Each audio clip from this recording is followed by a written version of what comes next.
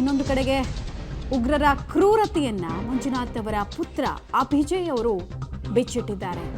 ಅಪ್ಪ ನಮಗೆ ಏನೋ ತರೋದಕ್ಕೆ ಅಂತ ಹೋದ್ರು, ತಿಂಡಿ ತರೋದಕ್ಕಂತ ಹೋದ್ರು, ಆದರೆ ತಿರುಗಿ ನೋಡೋಷ್ಟರಲ್ಲೇ ಅಪ್ಪನನ್ನ ಶೂಟ್ ಮಾಡಿಬಿಟ್ಟಿದ್ರು ಆಗುಂತಕರು.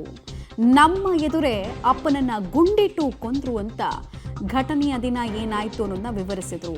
ಅಮ್ಮ ನಮ್ಮನ್ನು ಕೊಲ್ಲಿ ಅಂತ ಕೇಳ್ಕೊಂಡ್ರು, ಎಂಜಾಯ್ ಮಾಡೋದಕ್ಕೆ ಕಾಶ್ಮೀರಕ್ಕೆ ಹೋಗಿದ್ರಿ, ಆದರೆ ಟ್ರಾಜಿಡಿ ಆಗುತ್ತೆ ಅಂತ ನಾನು ಅಂದ್ಕೊಂಡಿರಲಿಲ್ಲ ಅಂತ ತಮ್ಮ ನೋವನ್ನು ವ್ಯಕ್ತಪಡಿಸಿದ್ದಾರೆ. ದಾಳಿಗೆ ಬಲಿಯಾದಂಥ ಮಂಜುನಾಥ್ ಅವರ ಮಗ ಅಭಿಜಯ ನಮ್ಮ ಜೊತೆ ಇದ್ದಾರೆ, ಅವರನ್ನು ಸಹ ಮಾತಾಡ್ಸೋಣ. ಈಗ ನಿಮ್ಮ ತಂದೆ ಸಾವಿಗೆ ಇಡೀ ದೇಶನೇ ಬೇಜಾರಾಗಿರುವಂಥದ್ದು, ಪಾಕಿಸ್ತಾನದ ವಿರುದ್ಧ ದ್ವೇಷ ತೀರಿಸ್ಕೊಬೇಕು ಅಂತ ಆಗ್ರಹ ಮಾಡ್ತಿರೋದು, ಈ ಜನಗಳ ಪ್ರೀತಿ ನೋಡಿದ್ರೆ ಏನು ಅನ್ಸುತ್ತಪ್ಪ? ಒಂದು ಕಡೆ ಬೇಜಾರಿದ್ರು, ಹೆಮ್ಮೆ ಆಗುತ್ತೆ. ಇಷ್ಟು ಜನ ಬಂದೇರೆ ಅಂತ. ನಂಗೆ ಏನು ಹೊಳಿತಿಲ್ಲ, ನನಗೆ ಹೇಳೋಕ್ಕೇನು ಹೊಳಿತಿಲ್ಲ.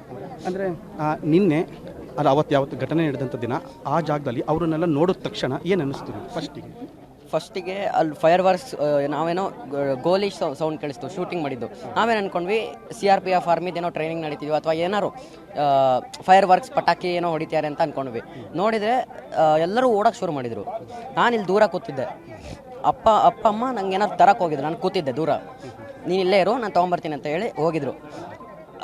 ಅಪ್ಪ ಏನು ಹೇಳಿದ್ರು ಅಮ್ಮಂಗೆ, ಅಭಿಜಯನ್ ನನ್ನನ್ನು ಕರ್ಕೊಂಬ ಅಂತ ಹೇಳಿ ಇದು ಮಾಡಿದರು. ಅಷ್ಟೊತ್ತಿಗೆ ಅಮ್ಮ ಕರ್ಕೊಂಬಂದು ಹಿಂಗೆ ಕೈ ಇಟ್ಕೊಂಬರೋಷ್ಟೊತ್ತಿಗೆ ಅಪ್ಪ ಎಲ್ಲರೂ ಓಡೋಕ್ಕೆ ಶುರು ಮಾಡಿದರು. ಅಲ್ಲಿ ಎಲ್ಲರಿಗೂ ಗೊತ್ತಾಗಿತ್ತು ಆ ಟೈಮಲ್ಲಿ ಶೂಟಿಂಗ್ ನಡೀತಿದೆ ಅಂತ, ಎಲ್ಲರೂ ಓಡೋಕ್ಕೆ ಶುರು ಮಾಡಿದರು. ಆಮೇಲೆ ನಾನು ಅಮ್ಮನೂ ಓಡೋಕ್ಕೆ ಶುರು ಮಾಡಿದ್ವಿ.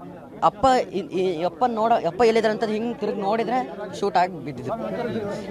ಅಂದರೆ ಆ ಕ್ಷಣ ನಡೆದಂತ ಆಗ ಅವರೆಲ್ಲ ಬಂದೂಕುಧಾರಿಗಳನ್ನೆಲ್ಲ ನೋಡಿದ ತಕ್ಷಣ ಅವ್ರ ಹತ್ರ ಏನಾರ ರಿಕ್ವೆಸ್ಟ್ ಮಾಡ್ಕೊಂಡು, ನೀನಾಗಲಿ ಅಥವಾ ಅಮ್ಮ ಆಗಲಿ ಅವ್ರ ಹತ್ರ ರಿಕ್ವೆಸ್ಟ್ ಮಾಡ್ಕೊಳ್ಳೋಂಥದ್ದು, ಬೇಡ ಬಿಡಿ ಅಂತ ಹೇಳೋದು, ಆ ರೀತಿ ಏನಾರ? ಬೇಡ ಬಿಡಿ ಅಂತ ಹೇಳಿಲ್ಲ, ನಮಗೂ ಸಾಯಿಸಿ. ನಮ್ಗೆ ಗೊತ್ತಾಯ್ತು ಅಪ್ಪ ಹೋದ್ರು ಆನ್ ದಿ ಸ್ಪಾಟ್ ಅಂತ. ನಮ್ಮನ್ನು ಸಾಯಿಸ್ಬೇಕಿತ್ತು, ನಮ್ಮನ್ನು ಏನಕ್ಕೆ ಬಿಟ್ರಿ? ನಮ್ಮಪ್ಪನ ಸಾಯಿಸಿದ್ರಲ್ಲ, ನಮ್ಮನ್ನು ಸಾಯಿಸಿ ಅಂತ ಹೇಳಿ ನಮ್ಮಮ್ಮ ಹೇಳಿದರು. ನಾನು ಹತ್ರ ಹೋಗಿ ಕುತ್ತೆ, ನಮ್ಮಪ್ಪಂಗೆ ಸಾಯಿಸಿದೆಯಲ್ಲ, ನಮ್ಮನ್ನು ಸಾಯಿಸು ಅಂತ ಹೇಳಿ ಹೋದೆ. ಅವರು ಟೆರರಿಸ್ಟ್ ಏನು ಹೇಳ್ದ ಅಂದರೆ, ಇಲ್ಲ ಮೋದಿಜಿಗೋ ಜಾಕ ಬತ್ತದು ಅಂತ ಆ ಥರ ಹೇಳ್ದ ಟೆರರಿಸ್ಟ್. ಆಮೇಲೆ ಹೋದ. ಅಂದರೆ ಈಗ ಒಂದು ಕಡೆ 97-98% ಬಂದಿರುವಂಥ ಖುಷಿನ ಸೆಲೆಬ್ರೇಟ್ ಮಾಡೋಕ್ಕೆ ಹೋಗಿರುವಂಥದ್ದು, ಅಂಥ ಜಾಗದಲ್ಲಿ ಈ ರೀತಿ ಆಗಿರುವಂಥದ್ದು ಯಾರೂ ನಿರೀಕ್ಷೆ ಮಾಡಿರಲ್ಲ. ಈ ಘಟನೆಯನ್ನು ನೋಡ್ರೆ ಏನು ಅನ್ಸುತ್ತಪ್ಪ? ಏನೂ ಅನ್ಸಲ್ಲ. ನಾವು ಎಂಜಾಯ್ ಮಾಡೋಕ್ಕೆ ಹೋಗಿದ್ವಿ, ಹಿಂಗೆ ನರ್ಕ ಆಗುತ್ತೆ, ಟ್ರಾಜಿಡಿ ಆಗಿಬಿಡುತ್ತೆ ಲೈಫ್ ಅಂತ ನನಗೆ ನಿಜ ಗೊತ್ತಿರಲಿಲ್ಲ. ಅಂದರೆ ಈಗ ಈ ಕೊನೆಯದಾಗಿ ಈ ದೇಶದ ಜನಗಳಿಗಾಗಲಿ ಅಥವಾ ಸಮಾಜಕ್ಕಾಗಲಿ, ಯಾಕೆಂದರೆ ಜಾತಿ ಧರ್ಮ ಅಂತ ಹೊಡೆದಾಡುವಂಥವ್ರು, ಈಗ PUC ಹುಡುಗನೇ ಗೊತ್ತಿರುವಂಥದ್ದು, ಈ ಜಾತಿ ಧರ್ಮ ಅಂತ ಫೈಟ್ ಮಾಡುವಂಥವ್ರು, ಹೊಡೆದಾಡುವಂಥವ್ರಿಗೆ ಕೊನೆಯದಾಗಿ ಏನು ಹೇಳ್ತೀಯಪ್ಪ ನೀನು ಆ ಜಾಗ ನೋಡಿದಂಥವ್ರು? ಏನಿಲ್ಲ, ಮೈಂಡ್ ಸೆಟ್ ಚೇಂಜ್ ಆಗಬೇಕು, ಐಡಿಯಾಲಜಿ ಚೇಂಜ್ ಆಗಬೇಕಷ್ಟೇ, ಇಲ್ಲಾಂದರೆ ಇದು ನಡೀತಾನೆ ಇರುತ್ತೆ. ಈಗಾಗಲೇ ನರೇಂದ್ರ ಮೋದಿ ಅವರು ಕೂಡ ಇವರಿಗೆ ನಾವು ದ್ವೇಷ ತೀರಿಸ್ಕೊಂತೀವಿ ಅಂತ ಹೇಳಿರುವಂಥದ್ದು, ನಾವು ಸುಮ್ಮನೆ ಬಿಡಲ್ಲ ಅಂತ ಹೇಳಿರುವಂಥದ್ದು. ಕಡೆಯದಾಗಿ ಸರ್ಕಾರಕ್ಕಾಗಲಿ, ರಾಜ್ಯ ಸರ್ಕಾರಕ್ಕಾಗಲಿ, ದೇಶ ಸರ್ಕಾರ, ರಾಜ್ಯ ಸರ್ಕಾರ ಏನು ಮನವಿ ಮಾಡ್ತಾರೆ? ನಂಗೆ ನನ್ನ ಇಂಡಿಯನ್ ಆರ್ಮಿ ಮೇಲೆ ತುಂಬ ಇದಿದೆ, ಭರವಸೆ ಇದೆ. ಇದು ಅಭಿಜಯ ಅಂದರೆ ಏನು ಮೃತ ಮಂಜುನಾಥ್ ಅವರ ಅಭಿಜಯ್ ಅವರ ಮಾತಾಗಿರುವಂಥದ್ದು. ಅಭಿಜಯ್ ಅವರ ಆತ್ಮಶಕ್ತಿ ಎಷ್ಟು ಸ್ಟ್ರಾಂಗ್ ಆಗಿದೆ ಅನ್ನೋದಕ್ಕೆ ಅವ್ರು ಕೊಟ್ಟಂತಹ ಉತ್ತರ, ಅವರ ಉತ್ತರದಲ್ಲಿದ್ದಂತಹ ಕ್ಲಾರಿಟಿ, ಮತ್ತು ಇಷ್ಟು ಕಷ್ಟಕರ ಸಂದರ್ಭದಲ್ಲೂ ಕೂಡ ಎಷ್ಟು ಸ್ಟ್ರಾಂಗ್ ಆಗಿದ್ದಾರೆ. ಎಲ್ಲೂ ಅವರು ಅಳೋದನ್ನು ನೋಡೋದಕ್ಕೆ ನಮಗೆ ಕಾಣೋದಕ್ಕೆ ಸಿಗಲ್ಲ. ಅವ್ರು ಮೆಂಟಲಿ ವಿಪರೀತವಾಗಿ ಸ್ಟ್ರಾಂಗ್ ಆಗಿದ್ದಾರೆ. ಅವ್ರಿಗೆ ಗೊತ್ತಿದೆ ಅವರು ಬ್ರೇಕ್ ಡೌನ್ ಆದರೆ ಇಡೀ ಫ್ಯಾಮಿಲಿ ಕಂಗಾಲಾಗುತ್ತೆ ಅಂತ. ಹೀಗಾಗಿ ಅಷ್ಟು ಚಿಕ್ಕ ವಯಸ್ಸಾದರೂ ಕೂಡ ಸೇನೆಯ ಬಗ್ಗೆ ನಂಬಿಕೆ ಇರೋದನ್ನು ಹೇಳ್ತಾ ಇದ್ದ. ನಾನು ನನ್ನ ಹಸ್ಬೆಂಡ್ ನನ್ನ ಮಗ 19th 24th ಕಾಶ್ಮೀರ್ ಟ್ರಿಪ್ನ ಬುಕ್ ಮಾಡ್ಕೊಂಡು ಹೋದ್ವಿ. 3 days ಚೆನ್ನಾಗಾಯಿತು, ಎಲ್ಲ ಟ್ರಿಪ್ ತುಂಬ ಚೆನ್ನಾಗಿತ್ತು. ನೆಕ್ಸ್ಟ್ 4th ಡೇ ಅಂದರೆ April 22 ನಾವು ಪೆಹಲ್ಗಾಮಿಗೆ ಹೋದ್ವಿ.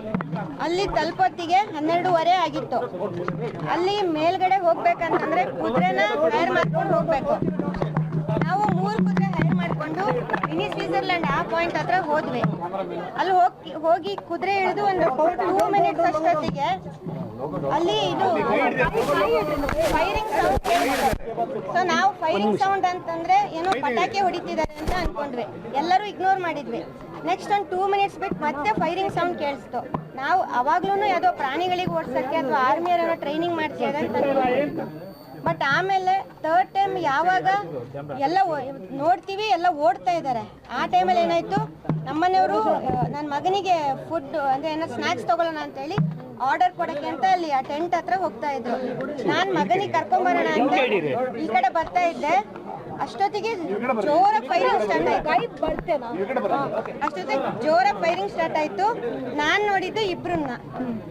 ನಾನು ಹಿಂಗೆ ತಿರುಗಿ ನೋಡೋದ್ರೊಳಗೆ ನಮ್ಮನೆಯವ್ರಿಗೆ ಡೈರೆಕ್ಟ್ ನೆಕ್ಕಿಗೆನೆ 1 ಶಾಟ್, ಗೋಸ್ ನೋ ಮೋರ್. ಅವ್ರು 1 ನಿಮಿಷನೂ ಬದುಕಿರ್ಲಿಲ್ಲ, ಬಿದ್ದುಬಿಟ್ರು.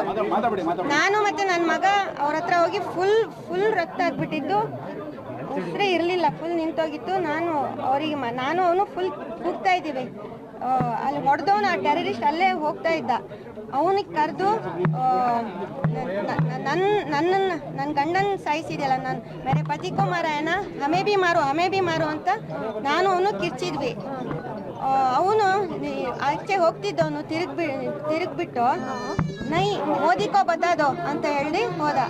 ಆಮೇಲೆ ತುಂಬ ಕ್ರೂರವಾಗಿ ನಮ್ಮನೆಯವರಿಗಾದರೂ ದೂರದಿಂದ ತಾಗಿದ ಗುಂಡು, ಕೆಲವರಿಗೆಲ್ಲ ಹಣೆಗೆ ಇಲ್ಲಿಗೆ ಎಕ್ಸಾಕ್ಟ್ ಇಲ್ಲಿಗೆ ಹೊಡೆದಿದ್ದಾರೆ. ಇಂಥ ಪರಿಸ್ಥಿತಿ ಯಾರಿಗೂ ಬರಬಾರ್ದು, ಯಾವ ಫ್ಯಾಮಿಲಿಯವ್ರಿಗೂ ಬರಬಾರ್ದು. ಆಮೇಲೆ ಯಾವಾಗಲೂ ಗಂಡಸ್ರನ್ನೇ ಟಾರ್ಗೆಟ್ ಮಾಡಿರೋದು. ಅವರು ತುಂಬ ಜನ ಸಾಯಿಸ್ಬೇಕು ಅಂತ ಲೆಕ್ಕ ಹಾಕಿದ್ರೆ ಅಲ್ಲಿ ನಮ್ಗೆಲ್ಲರನ್ನೂ ಸಾಯಿಸ್ಬೋದಿತ್ತು. ಒಂದು 200 ಜನ ಅಂತೂ ಸಾಯ್ತಾ ಇದ್ರು. ಯಾಕಂದರೆ ಒಂದು 400 ಜನ ಇದ್ವಿ ನಾವು. ಜಾಸ್ತಿ ಜನ ಸಾಯಿಸ್ಬೇಕು ಅಂತಿದ್ರೆ ಅವ್ರು ಸಾಯಿಸ್ತಾ ಇದ್ರು. ಬಟ್ ನಾವೆಲ್ಲ ಆರಾಮಾಗಂದ್ರೆ ಏನು ಮಾಡೋದು ಅಂತ ತೋಚದೆ ಕಿರ್ಚಿ ಓಡಾಡ್ತಿದ್ದೀವಿ. ನಮಗೇನೂ ಮಾಡಿಲ್ಲ, ನಮ್ಮ ಅಕ್ಕಪಕ್ಕನೇ ಓಡಾಡ್ತಿದ್ರು ಅವರು. ಬಟ್ ಅವ್ರು ಟಾರ್ಗೆಟ್ ಮಾಡಿರೋದು ಬರೀ ಗಂಡಸ್ರನ್ನ ಎಸ್ಪೆಷಲಿ ಕೇಳಿದ್ದಾರೆ. ಆಮೇಲೆ ಇವಾಗ ನಾವು ಹೆಂಗಸ್ರು ಹೇಗಿರ್ತೀವಿ ನಮ್ಗೆ ಅದನ್ನ ನೋಡಿ ಇವರು ಹಿಂದೂನ ಏನು ಅಂತ ಒಂದಿದಾಗಿ ಅದನ್ನು ಇದು ಮಾಡಿದ್ದಾರೆ. ನನ್ನ ಹತ್ರ ಬೇರೆ ಯಾರೂ ಏನು ಮಾತಾಡಲಿಲ್ಲ, ನಾನೇ ಅವ್ರ ಹತ್ರ ಮಾತಾಡಿರೋದು. ಅದು ಬಿಟ್ಟು ಕೆಲವರಿಗೆಲ್ಲ ಏನೋ ಕ್ವಶನ್ಸ್ ಎಲ್ಲ ಕೇಳಿ ಏನೇನೋ ಮಾಡಿದಾರಂತೆ. ಬಟ್ ನನಗೆ ಆ ಥರ ಆಗಿಲ್ಲ. ಇಷ್ಟು ನಡೆದಿದ್ದು. ಆಮೇಲೆ ಆ್ಯಕ್ಚುಲಿ 1 ಅವರ್ ಅಲ್ಲಿ ಯಾರೂ ಹೆಲ್ಪಿಗೆ ಬರಲಿಲ್ಲ. ಅಂದರೆ ಅಲ್ಲಿ ಬರೋಕ್ಕೂ ಆಗಲ್ಲ. ನಾನು ಅದನ್ನು ಅಂದರೆ ಆ್ಯಕ್ಚುಲಿ ಮುಂಚೆನೇ ಇರಬೇಕಿತ್ತು ಅಲ್ಲಿ ಸೆಕ್ಯೂರಿಟಿ. ಅದಷ್ಟು ಈಸಿಯಾದ ದಾರಿ ಅಲ್ಲ ಹೋಗೋಕ್ಕೂ ಬರೋಕ್ಕೂ. ಅಂಥದ್ದು ನೋಡೇ ಟಾರ್ಗೆಟ್ ಮಾಡಿರೋದು. ಬಟ್ ಇನ್ನು ಮುಂದೆ ಯಾರೂ ನಾವು ನಮ್ಮ ಸರ್ಕಾರ ನಂಬ್ಕೊಂಡು ನಾವು ಹೋಗಿರ್ತೀವಿ.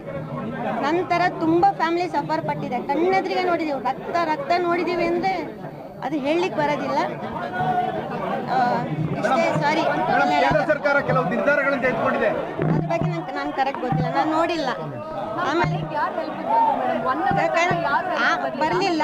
ಆಮೇಲೆ ಮಂಜುನಾಥ್ ಪತ್ನಿ ಪಲ್ಲವಿ ಅವರು ಘಟನೆಯ ಭೀಕರತೆಯನ್ನು ವಿವರಿಸ್ತಾ ಇದ್ರು. ಜೊತೆಗೆ ಕೇಂದ್ರ ಸರ್ಕಾರದ ಮೇಲೆ ಅವರಿಗಿರುವಂತಹ ನಂಬಿಕೆ ಮತ್ತು ಕೇಂದ್ರ ಸರ್ಕಾರ ಇದ್ರ ಬಗ್ಗೆ ಕ್ರಮ ಕೈಗೊಳ್ಳಬೇಕು ಕಠಿಣವಾಗಿ ಅನ್ನೋದನ್ನ ಹೇಳ್ತಾ ಇದ್ರು. ಇನ್ನಷ್ಟು ಮಾಹಿತಿ ನೋಡ್ತಾ ಹೋಗೋಣ ವಿರಾಮದ ನಂತರ.